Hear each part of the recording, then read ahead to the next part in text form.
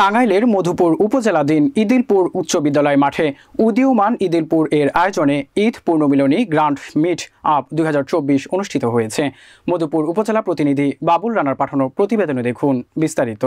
11 April দিনব্যাপী এই আয়োজনে উদীয়মান ইদিলপুর এর আহ্বায়ক আসলাম হোসেনের সভাপতিত্বে অনুষ্ঠানে প্রধান অতিথি হিসাবে উপস্থিত ছিলেন আউশনাড়া ইউনিয়ন পরিষদের চেয়ারম্যান মোহাম্মদ গোলাম মোস্তফা। বিশেষ অতিথি হিসাবে উপস্থিত ছিলেন ইউনিয়ন পরিষদের সদস্য মোহাম্মদ লিটন ফকির, মোহাম্মদ শহীদুল ইসলাম, মোসাম্মদ লাকি বেগম, নুরুল আমিন, উদীয়মান ইদিলপুর এর সদস্য সচিব আনিসুর রহমান খান সহ সংগঠনের সকল সদস্যগণ। ইউনিয়নকে মাদক মুক্ত করার লক্ষ্যে উদীয়মান তরুণদের নিয়ে 2017 সালে এই সংগঠনটি প্রতিষ্ঠিত হয়। এই সংগঠনের মূল উদ্দেশ্য ছিল মাদক মুক্ত এলাকা গড়া।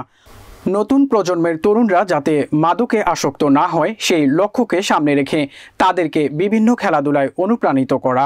এছাড়াও এই সংগঠনটি বিভিন্ন সময় হতদরিদ্র অসহায় মানুষের পাশে দাঁড়িয়েছেন এবং প্রতিটি ঈদ উৎসবে হতদরিদ্রদের মাঝে খাদ্য সামগ্রী বিতরণ করে ব্যাপক আলোচনায় এসেছে এই অরাজনৈতিক সংগঠনটি।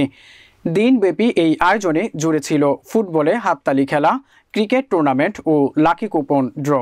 অনুষ্ঠান শেষে প্রধান অতিথি বিজয়ীদের হাতে পুরস্কার তুলে দেন। অনুষ্ঠান সঞ্চালনায় ছিলেন সংগঠনের আহ্বায়ক মোহাম্মদ আসলাম হোসেন।